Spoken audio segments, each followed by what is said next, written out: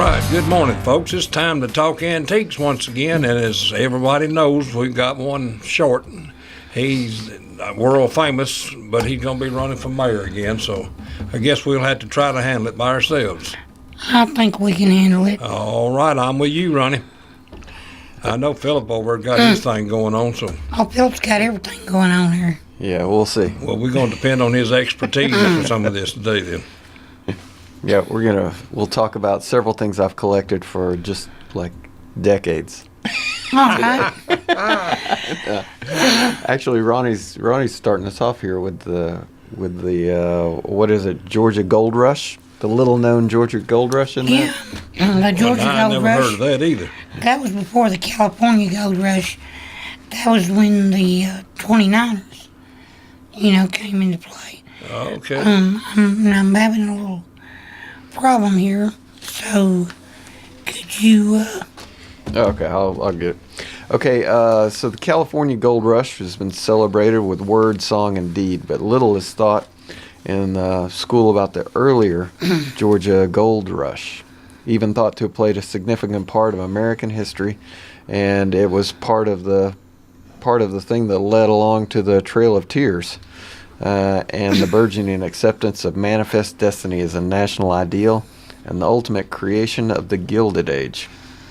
In 1799, the first gold nugget was discovered in the wilds of western North Carolina, and the discovery was described as an anomaly because it would be another 30 years before another truly significant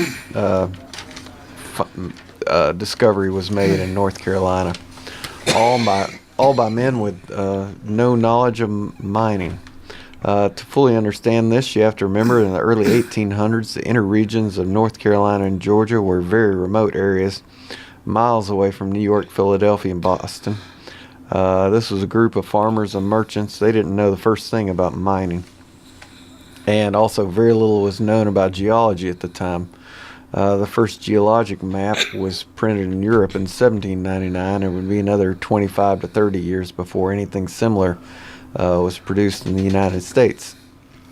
That's one of the things that made Georgia and North Carolina gold rushes so remarkable. Not a single man in the Georgia and North Carolina gold rush had been a miner. They worked without any guidance, using their own ingenuity, and did a fabulous job extracting ore from the land. In 1828, substantial deposits of gold were found in northern Georgia. The land had been already ceded by the Cherokees to the United States by an 1817 treaty, but it wouldn't be long until lands retained by the Cherokees were also found to be bearing gold. We made a lot of treaties with the Indians at first to live in peace with each other, Hollibird said, but the white man got greedy. And the treaty on the river Chesapeake stipulated that all the lands north of the Chesapeake belonged to the Indians. There was gold there, and the white man wanted it. And by 1829, thousands of miners, now known as the 29ers, poured into the area. The town of Dahlonega, derived from a Cherokee word referring to the yellow color of gold, became a boom town in 1832. It was a rough and lawless town with a diverse lot of miners from throughout the young country and parts of Europe. In very short order, the miners simply overwhelmed the Indians, pushing them off their own land. The Cherokees had little force of protection from Georgia law enforcement.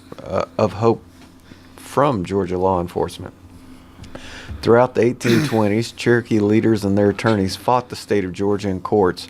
Georgia declared the Cherokee a northern tribe and not indigenous to the state. Therefore, this northern tribe could not be considered sovereign over any Georgia land. And despite the ruling from the U.S. Supreme Court in favor of the Cherokees, the executive branch of the federal government and the state of Georgia in 1832 divided up the Indians' property and sold off parcels of 40-acre gold lots.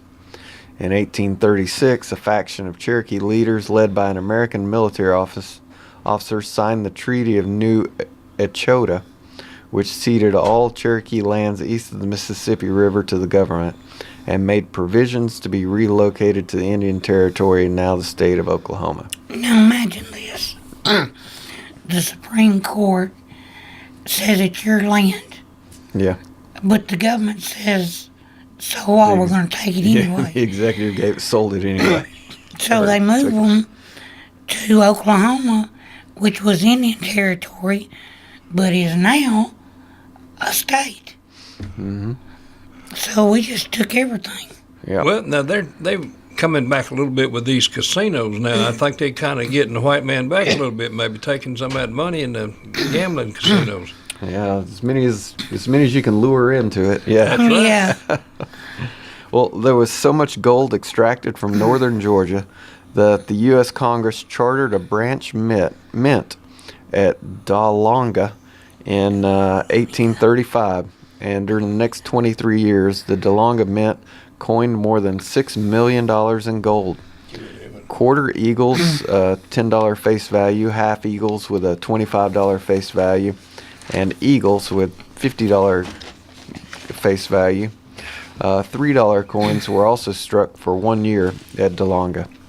Coins minted in Dahlonega were high quality and highly prized by coin collectors.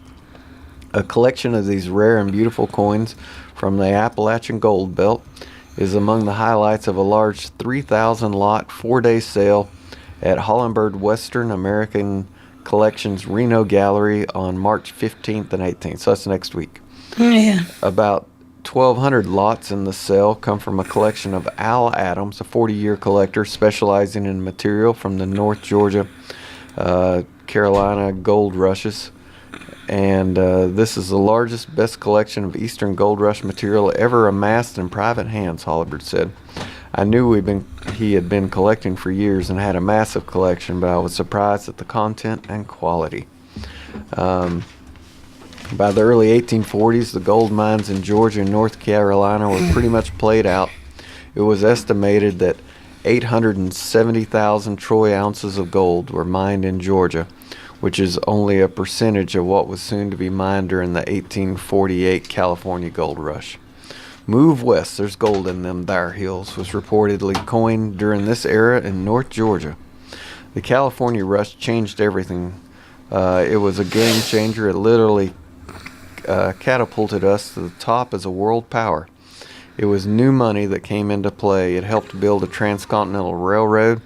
It expanded our country, and much of the work was done by these same miners who began in Georgia. Although the Adams collection is an anchor of the large collection, it is complemented by several other large collections at the upcoming auction. So that, I looked it up while you was reading that. Adjusting for inflation, you know, that a dollar in 1835 is worth $25.45 Okay. today. So that $6 million is a little over $150 million. Woo. And they also had a picture here of an example of an early Appalachian gold stock. It's an 1838 script note from Pigeon Roost Mining Company of Lumpkin County in northern Georgia. This is a graded 10. Very good. It's estimated to sell. It's a $100 mining company note, I guess, and it's estimated to sell for $200 to $400 at this upcoming auction. You know, if you look at those, they're really works of art. Yeah. So I pulled up more. I ran a search for gold and silver mining certificates, and the top selling thing as of recently was an 1863 Cortez gold and silver mine. Find the good description. So pull it up. I'm sorry, I can't see the value of. There we go. I didn't see a description other than what they had there.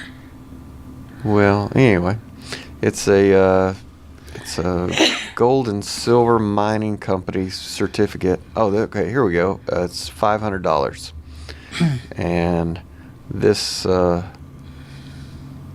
They said that the mine was worth $5 million, which is what backs the $500 mining certificate, which it's sold for $695. Wow. So if you find an old mining certificate stuck somewhere back in the closet, It'll bring a little money. It will. Here's a McClellan Gold Mining Company territorial stock certificate from Nevada. Let's see what year this is.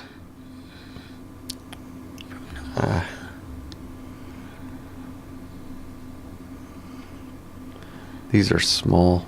Probably down here in the woods. We're going to have to keep Ronnie out of this night air now. That's just all there is to Oh, it. yeah. He Let's really see. got me not poor last. Early Nevada territorial stock certificate. Let's see. Not even Mary B. in her work on mines and mills of the Comstock region lists this mine. She does list the McClellan mine as being in Gold Hill. Only an 1862 Bancroft map gives us record of this mill, probably named for McClellan Peak, which is one mountain over from Sun Mountain, named for George McClellan. This is number 134 for 8 shares to E.W. Leonard in 1863. Leonard was vice president of the Society of California Pioneers in 1863. He was also president of the Florida Mining Company in American Flat. This mine was a pioneer to the south part of the flat and originally known as the Pony Express mine. So, It's interesting. yeah, so, and it, it just is for $250 each. Is what I'll it make says. it work Okay. more just because it's named after General McClellan. Yeah, and it went for $550 with 3 bids on it. And we have another 1863 that went for, I guess that was the best offer. It went between $4 and $550. We have a Pennsylvania, Philadelphia, and California mining stock certificate from 1852. They wanted $400 and they got between $4 and $270. Here's a Bree X Minerals Limited stock certificate, 5,000 shares on a valued $1.42 million gold mine. So it's one of 5,000 shares, I guess. And that one went for $270. Here is the Nettie Dutcher Gold Mine and Leasing Company. This is share number 332 of 500 from Cripple Creek, Colorado. 1896. It's wonderful condition. And over 100 years old.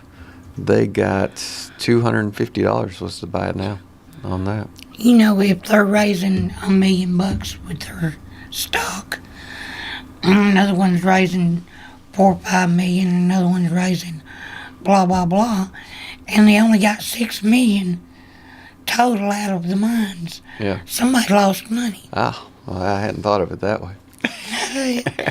Somebody lost a lot of money. So, but there's a lot of them. There's 4 of gosh, what is this? A German gold mine. $200 went for those. Stock certificate, gold and silver mining, river dredging, the Dredge Bank. And it's one of them nicely framed. They got $195 for that. But now maybe they didn't because these aren't for the Georgia mine. That's what I haven't seen any of the Georgia ones. Did you I search and got find? one. Oh, okay. I found one out of all of them. Okay. And we Julian. already had it. Oh, okay. All right. It was the one from the antique. Julian Gold Mining and Milling Company stock certificate number 245. That one, 18 bids on it, went for $188. And here's a $1,000 one that got. It was worth $1,000. They paid $6 for it, and the buy it now was $179. Here's a Standard Gold Mining Company from 1913, North Carolina. 150 shares. This one went for $109.50. Are we about ready for a break? Sure. When I was growing up in Coffee County, I saw firsthand the need for good paying jobs. When I was county mayor, working with other dedicated Coffee Countyans, we recruited $240.6 million in industry investment in Coffee County. 2,968 new good paying jobs to Coffee County. I'm David Pennington, candidate for Coffee County Mayor, and I ask you to join me and help make Coffee County an even better place to live and work. Hello, I'm Pickin' Rick T from CFC, best place to get you used auto parts and all types of metals to repurpose for your needs. Just take a drive down 55, see this handsome guy, stop on by. Check out our computer for hundreds of autos to locate the make and the model of the part you need. $2 fee is all you pay. Sign in and get a hand stamp, it's good for all day. Bring in your tools, get the parts you need pulled, and use a wheelbarrow to lighten the load. Pay for your parts, prices you'll be fond of. Each part's price the same, Chevy or Honda. Get exchange warranty for 30 days too. Swap out the parts you don't need for the parts that you do. Happy picking. My name's John Hirschman. I'm one of the original 6 owners of P&H Rentals. Started the company 30 years ago when we saw a need for individual, construction, industrial, and commercial storage. We have trailers and containers for lease and sell. Our physical location is 2947 Old Manchester Highway, Tullahoma, Tennessee. My phone number is area code 931-273-4252. The Jiffy Burger on the Hillsborough Boulevard in Manchester has been voted as having the best hamburgers in Manchester. Hometown atmosphere, historical memorabilia, and of course those great burgers, salads, chicken, and so much more. It's the Jiffy Burger on the Hillsborough Boulevard in Manchester. Call in orders at 728-4452. You can also order at the convenient outdoor curb service. Hamburgers are made the old-fashioned way at the Jiffy Burger, Manchester's finest hamburgers. Open 7:30 until 9, Monday through Saturday. We would like to thank Dr. David Florence for supporting Let's Talk Antiques. See Dr. Florence at 804 Kalon Street in Manchester for all of your medical needs. Call 728-5522 for your appointment today. Most insurances accepted. All right, folks, we're back with Let's Talk Antiques. And, boys, we're going to get into something else, you say? Oh, yeah. We're always getting into something. I know. I heard your mama talk about how you used to get into things, too. I got in a lot of stuff. I bet she got into you, too, didn't she? Yeah, but you know it. I know her. Yep. Well, we're going to talk about some weather vanes. Yep, well, there's plenty of weather vanes around, still around here, and but they're becoming highly collectible. Wow. There is there's an auction that was held on January 12th and 13th that was met with impressive results that reflected a 93% sale rate in 431 lots that were for sale of early colonial Americana collectibles. The Kimberleys from Norwich, Ohio, were both dealers and collectors who became interested in the genre in the 1960s and amassed a huge collection that was composed of high-quality weather vanes, period furniture, pottery, and stoneware. They were well known for the antiques arena, and decision to part with their treasures gained widespread attention. Let's see. I'd say back in the 60s, there were still a lot of vanes on barns. Yeah, that's Yeah, true. barns and old houses. You don't see them no more because people take them off. Yeah. A Oh, lot of people depended on them things back in the old days. Oh, yeah. Yes, sirree. You know That was which a way big the wind's deal. blowing. okay. So the Friday night session was a preview party that introduced the auction. It was packed. All in all, it was very exciting. We had some new faces and sold to retailers as well as collectors, both young and old. Kimberly, the guy who brought all this stuff, was happy with the sale, and there were particularly interesting items that were sold. Was a lot of museum quality things. Let me see, where did I jump? You're talking about quilts. Yeah.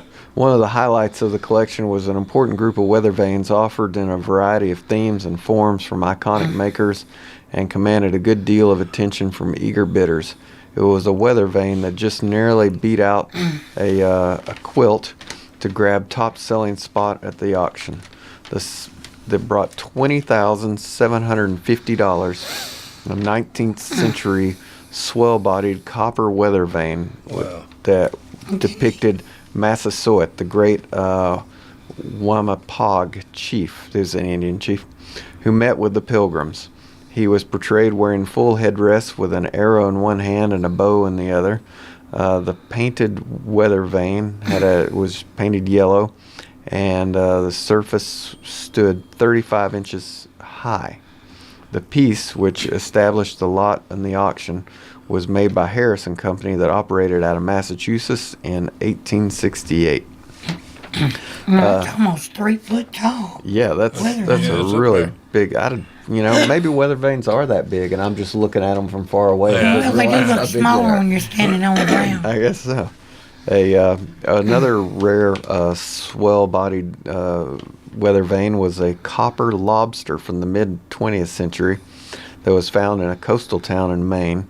Retained its original gilt surface and verdigris, measured a 32.5 inches by 51.5 inches, and it brought $18,300. And the same price was paid for a 19th century swell-bodied copper weather vane. It was made in the form of a lamb, and it was a cast zinc head and retained an age verdigris surface, measured 21 inches high by 27.5 inches wide, and possibly made by Fisk Joseph, who was a famous Massachusetts weather vane person. A third swell-bodied weather vane, made as a figural stag, circa 1875, also brought $18,300. It was 25 inches high by 27 inches wide, and attributed to L.D. Cushing and Company, which operated predominantly out of Massachusetts in the 1870s. They also sold a lot of miniature furniture. 10-inch high Chippendale looking glass, circa 1800, was expected to bring $300 to $500, but it sold for $6,250. That's a pretty good deal for a 10-inch high Yeah. mirror. That's pretty good. A little better than what they were thinking. Yeah. A miniature Massachusetts Federal Mahogany Hepplewhite chest of drawers that was only 20.5 inches high by 19 inches wide also brought $4,392. And a splayed leg tavern table, which was approximately 2 foot high and 2 foot wide with a stretcher base, sold for $7,320 against an estimated $2,500 price. And here's a really nice one. Is $14,640 was paid for a circa 1760 New England Queen Anne high chest that was made of a bold striped tiger maple pine, and $7,930 was the price of an unusual painted pine apothecary cabinet from the 19th century. It had 40 original blue-green dovetailed drawers with red surrounding them, which graduated in size from top to bottom, small to large, in 7 sections. So that was almost $8,000 for Yeah, an no, it does apothecary look table. unusual It is very pretty. because the bottom drawers are bigger and they get smaller as they go up. Sure, yeah. So I looked up some weather vanes on eBay here. And you got some good ones. There's one that stands out above all the rest. Those are from a live auction. Yeah, the Sotheby's had a live auction where they had a rare and a painted molded copper Goddess of Liberty weather vane. So it's very similar to the Statue of Liberty, and she's holding a flag. There were 2 bids on that, and it brought $85,000. No. But now, that is really unusual. She's pointing toward the sky Yeah, so I guess she's pointing in the direction that the. and holding a Wind flag comes in from there. her right hand. And next is a circa 1870 signed John Howard and Company horse weather vane. It was part of a live auction. There was 4 bids on that, and it brought $16,000. I mean, it looks like a nice horse. I say you could find that down in Shelbyville, on top of some of them walking Yeah, I've seen horse. I might I've go. seen some horse weather vanes. I might Might go go. walk down there tonight and see if we can get one of them off. Yeah, the But only, now the next one's what we see the so most the only thing of. is that was born in made in 1870. So Yeah. I don't know if there's very many 1870 ones That's- down there over It's there. doubtful. We see a lot of this next one. Yeah, here's a Legit. rooster, molded and gilded copper and zinc rooster weather vane, late 19th century. 5 bids on that went for $8,000. It's a nice We one. might find one of this now. Here's a nice one. And next is a 4-wheeled Surrey horse with rider weather vane. It's a pretty I've never elaborately seen done. anything like that. Me either. So there's a horse, striding, and a man on a cart behind it. And there were 19 bids on that one. It went for $7,000. I bet you some folks out there in this area that's got some of these still. I believe so. Yeah. Oh, I guarantee it. Here's a molded copper and cast zinc prancing pony weather vane. That one was 6 bids on it. It went for $5,000. That's pretty weathered, that one. Yeah, he looks like a walking horse with his foot raised. Yep, true. Very old, large running horse, weather vane. 45 bids on that one, went for $4,550.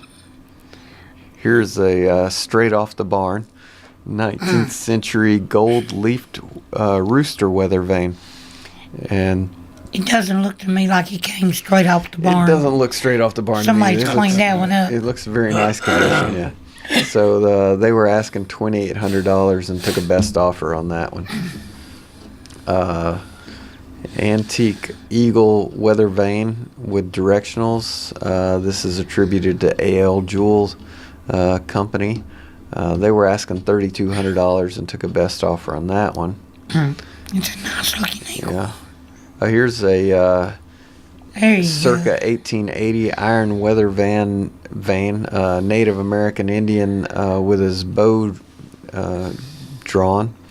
It says original paint, and the paint's really faded on it. go. But you can see a lot of rust. Yeah, So, so maybe so. 42 Yeah. bids went for $1,620.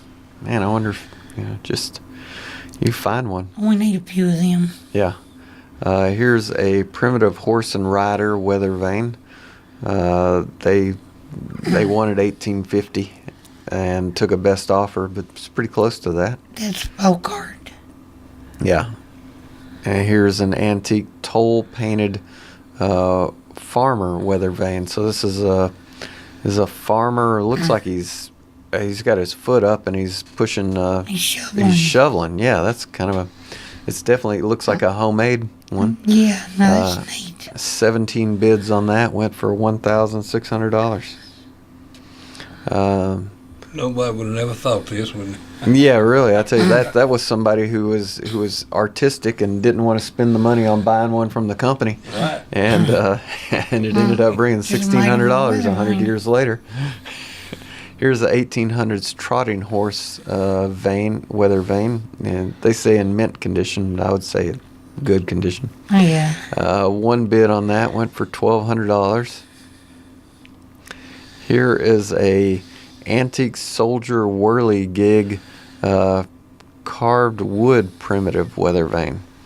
There were 18 bids on that, and it went for $1,081. Says it's a toy.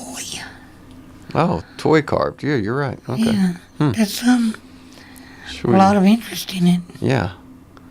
Here's a rare early 1900s Barnett engraved script lightning rod ball weather vane. So this is just the arrow on the spike with the ball on the top for the lightning rod. 14 bids on that went for $1,026.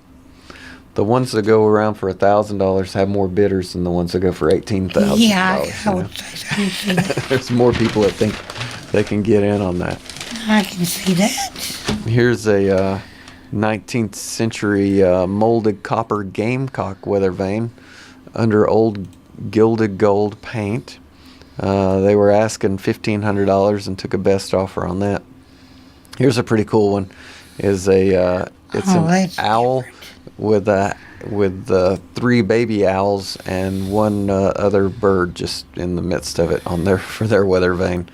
And they wanted $1,500 and they took a best offer, but I was probably around $1,000 or something like that. So with that, I guess we'll take our commercial break and we'll be back in a minute. When I was growing up in Coffee County, I saw firsthand the need for good paying jobs. When I was county mayor, working with other dedicated Coffee Countyans, we recruited $240.6 million in industry investment in Coffee County. 2,968 new good paying jobs to Coffee County. I'm David Pennington, candidate for Coffee County Mayor, and I ask you to join me and help make Coffee County an even better place to live and work. Hello, I'm Pickin' Rick T from CFC, best place to get you used auto parts and all types of metals to repurpose for your needs. Just take a drive down 55, see this handsome guy, stop on by. Check out our computer for hundreds of autos to locate the make and the model of the part you need. $2 fee is all you pay. Sign in, get a hand stamp, it's good for all day. Bring in your tools, get the parts you need pulled, and use a wheelbarrow to lighten the load. Pay for your parts, prices you'll be fond of. Each part's price the same, Chevy or Honda. Get exchange warranty for 30 days too. Swap out the parts you don't need for the parts that you do. Happy picking! My name's John Hirschman. I'm one of the original 6 owners of P&H Rentals. Started the company 30 years ago when we saw a need for individual, construction, industrial, and commercial storage. We have trailers and containers for lease and sell. Our physical location is 2947 Old Manchester Highway, Tullahoma, Tennessee. My phone number is area code 931-273-4252. The Jiffy Burger on the Hillsborough Boulevard in Manchester has been voted as having the best hamburgers in Manchester. Hometown atmosphere, historical memorabilia, and of course those great burgers, salads, chicken, and so much more. It's the Jiffy Burger on the Hillsborough Boulevard in Manchester. Call in orders at 728-4452. You can also order at the convenient outdoor curb service. Hamburgers are made the old-fashioned way at the Jiffy Burger, Manchester's finest hamburgers. Open 7:30 until 9, Monday through Saturday. We would like to thank Dr. David Florence for supporting Let's Talk Antiques. See Dr. Florence at 804 Kalon Street in Manchester for all of your medical needs. Call 728-5522 for your appointment today. Most insurances accepted.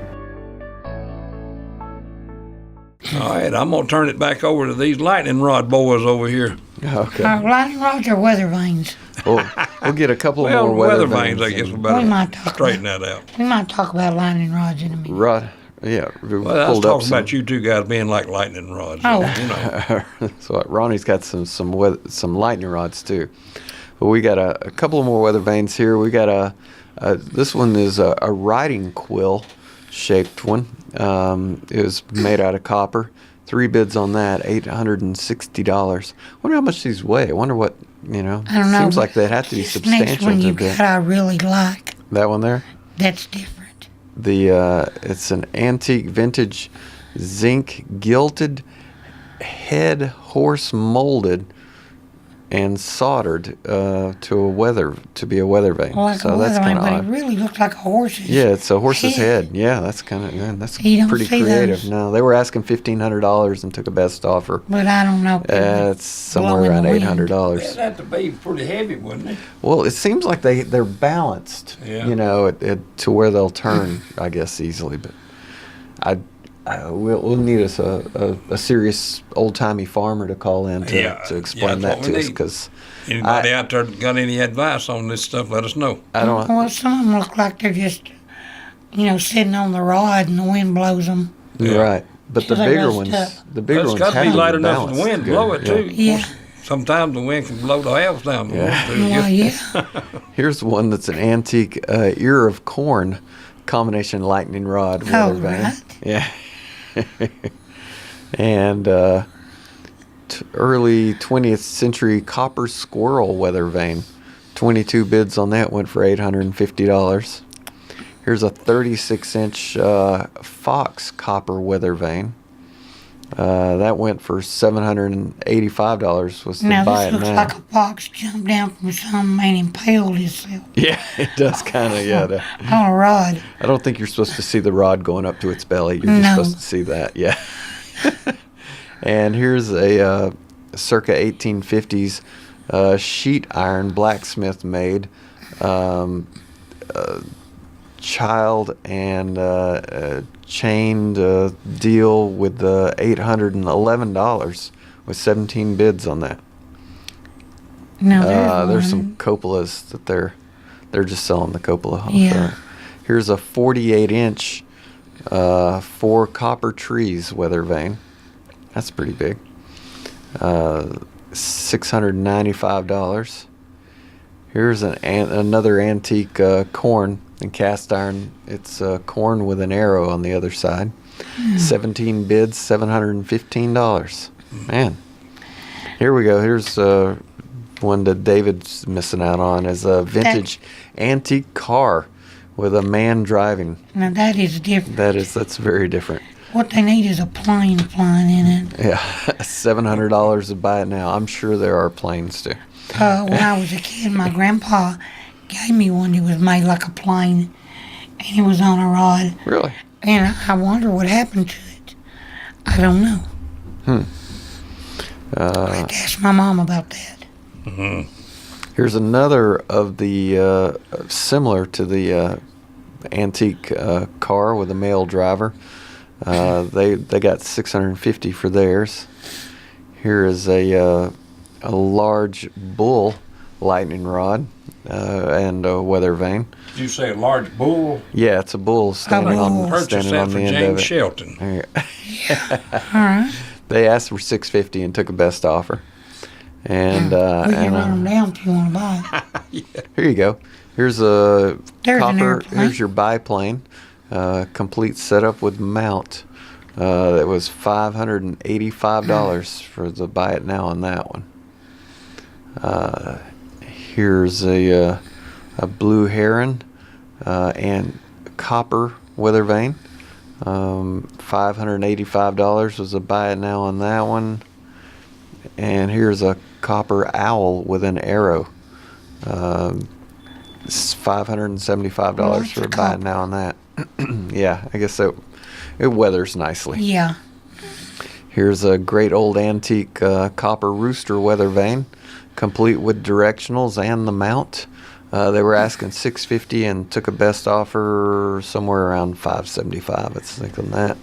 I believe that rooster was about the most popular one, don't you? Oh yeah, I do too. Here's an antique American folk art rooster weather vane, circa 1880. I like that one. Yeah, and that had 20. A lot of people did 26 bids on that. Went for Look at $547. the next one there. That's different. Here's a great old sailor whirligig wood sculpture weather vane. 24 bids on that went for $571. A 1900s antique lightning rod rooster weather vane, $550 with one I bid like on the that. schooner. Let's see. Oh, here's a copper fancy schooner weather vane. Buy it now, and that was $550. You'd have thought that would have done better. Mm-hmm. Because the wind It's blows very the nice. ship. Yeah, yeah. Here's a sheep weather vane, $535. It's copper. Here's a vintage horse-drawn Fire engine. fire engine weather vane. It's kind of hard to. It's a horse-drawn fire engine. There you go. It's kind of hard to see with a picture. They were asking $700 and took a best offer about, I'd say $535. Now they took a picture of it against the grass, so it's kind of hard to see Yeah, and, what you're looking at. but it had $209 shipping, so Wow. so they did okay on It it. couldn't have been that heavy. And now it came from the UK, so I don't. It might be a little expensive to ship a weather vane from the UK. Yeah, maybe. Here's a antique sheet iron weather vane trade sign. It's 31 inches. Original surface. It says English. It kind of looks like the Lowenbrow logo, actually. And there were 8 bids on that. Went for $520. Is that a coffee cup on there to show you? I think it is. Man, that thing is. Oh well, it's 31 inches tall, so But it's, you it's know, nearly it's 3 a little foot tall. bigger than my coffee cup. It's a really big weather vane. Let's see. Or my sunrock can. Here's a 36-inch estate sale antique whale weather vane, aged copper. $500 buy it now on that one. Here's a copper dove weather vane with directionals, $495 for the buy it now. And here's a good one, is a peacock sheet metal weather vane on the wooden stand, $495 for a buy it now. They have a lot of $495 and $500 buy it Amazing, nows. all the different things people can come up with. Absolutely. There's one with trees. Yeah, there's 3 pine trees. $485 was the buy it now on that. Here, good gracious. That one's tall as a person. Yeah, there's a guy standing next to this one. It's actually taller than him. 67 inches high, it says. Antique copper rooster weather vane. Now that that 67 inches goes from the from where the pole starts coming off of the house. The rooster's probably about 2.5 foot tall. Now look here, it says free delivery with a question mark. Yeah. Then it says pick up only. Pick up only free. There you go. That is free delivery Yeah. if you deliver it to your front door when they walk up to pick it up. So he was asking $700 and took a best offer that was right around $500. So, do you want to go ahead and jump over to your lightning rods before we have to take our last break? How close are we to a break here? Okay, well, I'll go ahead and stay on this. And we'll Yeah, and then get we'll down- get some lightning come back for rods, you. and then we've got something really good. Here's a Maine, from the state of Maine, folk art flat metal weather vane. This is a knight on a horse. They were asking $600 and got $500. Here's a copper salmon or trout weather vane with arrow. $475 was the buy now on it. Here's the antique Pioneer hybrid seed corn It's an weather advertising vane. sign weather Yeah, vane. tin farm sign with the box. I saw some of those advertising ones. Yeah, from Coon Rapids, Iowa. 46 bids on that, went for $480. So this just says Pioneer on it. So Yeah. it's their logo or trademark. Here's it's a windmill weight, which does that have to do with a weather vane? I don't know. It's a I don't know, buffalo. but Anyway, it looks heavy. It looks heavy. To me. It's cast iron and it's a buffalo, and they were asking $750 and took a best offer around $500. Here's your Labrador Retriever weather vane. It's $425 for that. It's a nice copper one. Here is a beautiful, unique revolving pixie. There are 2 pixies on the top of it, standing on the arrow. They got $435 for the buy it now on that one. So we've had roosters, we've had dogs, we've had Airplanes. a little bit of everything. There you go. Oh, there's a ship's I captain thought we with were gonna a run up on the telescope. Tiny Tim with his Yeah. ukulele. Then. There might be one. Ship's hard captain enough. with he's looking through his periscope or telescope, I guess. No, it wouldn't be periscope. That's a Telescope. submarine. Yeah. Yeah. 2 bids. It went for $395. And here's a Lion copper weather vane. It says it's has a small dent in the rear. $435 they were asking. They got about $400. Another schooner. Here's a unique one. Is a 1910 Scott Company Michigan lightning rod weather vane catalog only. 11 bids, $404 for your Okay, catalog. so you can pick you out a lightning rod for $4 from a company that's not in business Yeah, they're over 100 years old. anymore. There you go. All right. Well, All right. With that, we'll take our last break. When I was growing up in Coffee County, I saw firsthand the need for good paying jobs. When I was county mayor, working with other dedicated Coffee Countyans, We recruited $240.6 million in industry investment in Coffee County. 2,968 new good-paying jobs to Coffee County. I'm David Pennington, candidate for Coffee County Mayor, and I ask you to join me and help make Coffee County an even better place to live and work. Hello, I'm Pickin' Rick T from CFC, best place to get you used auto parts and all types of metals to repurpose for your needs. Just take a drive down 55, see this handsome guy, stop on by. Check out our computer for hundreds of autos to locate the make and the model of the part you need. $2 fee is all you pay. Sign in and get a hand stamp, it's good for all day. Bring in your tools, get the parts you need pulled, and use a wheelbarrow to lighten the load.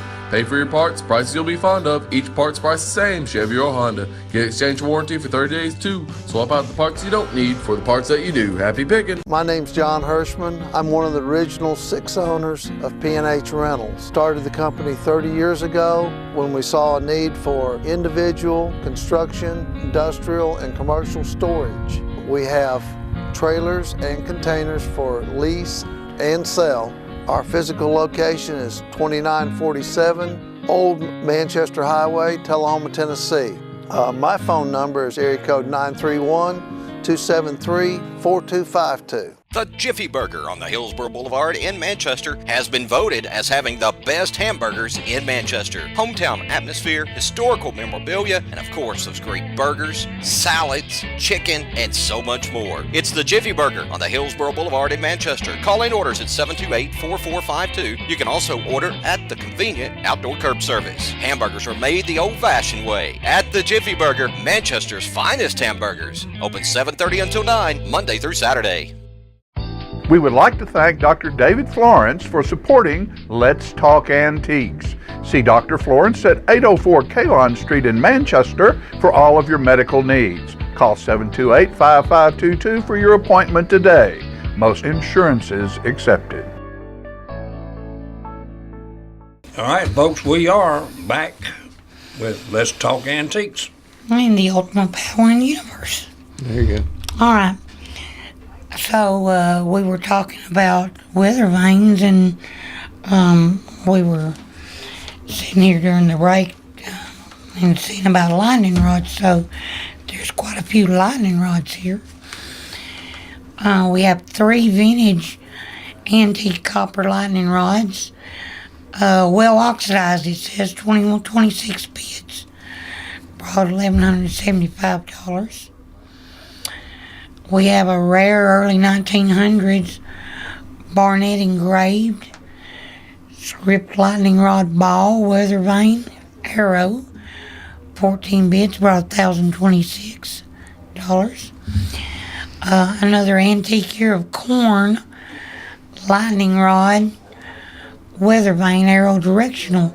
So I think what it looks like is some of these lightning rods just weather vanes just serve dual purposes. Yeah. And they would ground them. They would take and ground these weather to the ground. So we have another antique ear of corn, directional. They were asking $975, took a best offer. We have a circa 1910s lightning rod. This is another catalog from Sears and Roebuck. 16 pages, $736. Well, that's not a bad price per page there when you're getting that. Yeah, 6 bids. $736 for a 16-page Well, over catalog. $100 a page, you know. Yeah, there you go. That's pretty good. So we have a vintage antique car, male driver lightning rod, weather vane, arrow directional, brought $700 on a buy it now. Then we have a vintage antique rare large bull riding lightning rod, arrow weather vane. They were asking $750. Took a best offer. Wonder what happens when the bull gets hit by lightning. Well, we got a bull Shelton that's a lightning rod. I'd give that much for him. Does he cook the bull, fry the bull? Probably so. So we have an antique car, male driver lightning rod, weather vane, $650 on a buy it now. a vintage weather vane lightning rod, Arrow Barnett system, blue glass block letter, $650 on a buy it now. Here's an 1880s or 90s, they wasn't sure. Rare antique Munson lightning rod weather vane, tip point excellent, and it looks to me like one of those gladiator spears. Yeah. You know, they held on a staff. $650.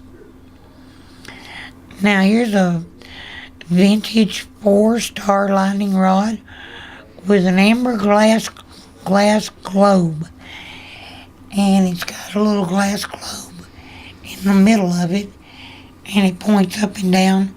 Then you have your weather vane. Brought $570, 33 bids, a lot of interest.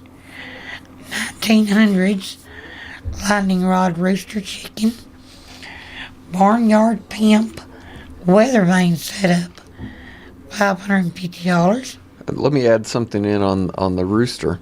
All right. So in the midst of me trying to look up some stuff about it, they said that the rooster was a symbol of Christianity, and that it was a reference to Cock Peter. crows 3 times. Peter denying, Yeah. denying him 3 times, and that's Never I thought did about not that. know that that. was the origination of that Huh. that on there.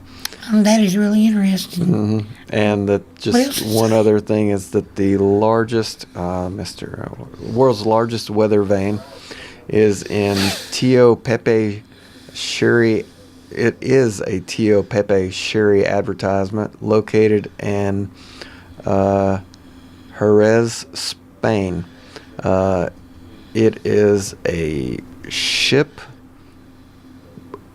It measures 48 feet tall and with an arrow 26 feet long. Good Lord, 48 feet tall. That's a big weather vane. 4 stories. I'd like to see that. I don't want to have to come up with shipping on that. And here's another one that says there's a Douglas DC-3 that now serves as a weather vane at Yukon Transportation Museum. Now this is a real Douglas How does the wind DC-3. blow that thing? Well, it's aerodynamic. You know? Yeah. I couldn't tell you.